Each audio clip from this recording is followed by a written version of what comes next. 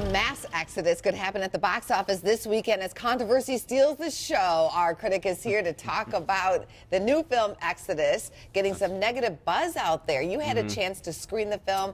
What do you have to say? Well, I think there's some good news and bad news for Fox on this one. The good news is that they're likely going to have a #1 opener this week. I don't think it's going to do as well as Noah did earlier this year. I don't think even total-wise it's going to do as well as Noah did. But there was controversy with that. There's controversy with this. But the difference between the two movies is that Noah was actually a really good film, had a really interesting take on that story, and this movie is just kind of an epic snooze fest that doesn't really engage the viewer emotionally or has any sort of fresh take on the story. It's really a bad movie. Some of the controversy that was stirred up had to deal with just the casting of characters, mostly being Caucasian. Caucasian characters, and there's also some controversy about the portrayal of God being portrayed as sort of about like an 11-year-old bratty child, which I think is the most interesting aspect of the film. You know, Old Testament God was a wrathful God, and to see him as a bratty child is kind of interesting, but that's about it. This is what else is coming out this weekend at the box office, along with Exodus, top 5. What did you think of that film? That film got a lot of praise at Toronto. It actually got me to see the film at the Toronto Film Festival. I think Chris Rock's strength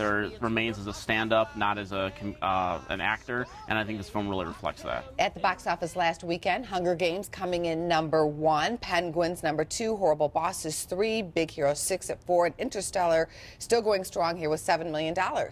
Yes, doing very well. $600 million worldwide for the film, doing very well. Forbes came out with a report recently saying that Universal Studios is having a blockbuster of a year. Do you agree with that? Oh, I think they're having a very good year. I mean, they're not quite as well as Disney and not nearly the year that Fox has been having, but they've had a number of hits that have certainly put them about 3rd place on the list of all the great studios this year. Here's a list of those hits, starting with Lucy, Neighbors, Nonstop, Dracula Untold, and Ride Along. On the Mrs. Get On Up, A Million Ways to Die in the West, A Walk Among the Tombstones, and Endless Love. Who can forget that film? You should forget that movie. But the article also said that Universal saying that they've had their best year ever, which numbers-wise doesn't seem to make sense to me. Last year, Despicable Me 2 and Fast and Furious 6 were two of the biggest hits in the history of that studio.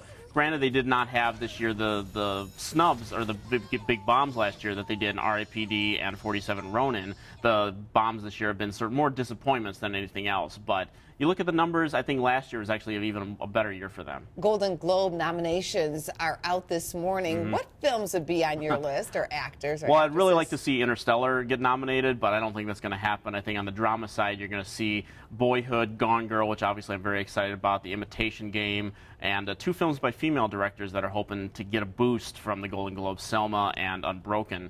And on the comedy musical side, you're going to see Big Eyes and Birdman, which I'm also very excited about.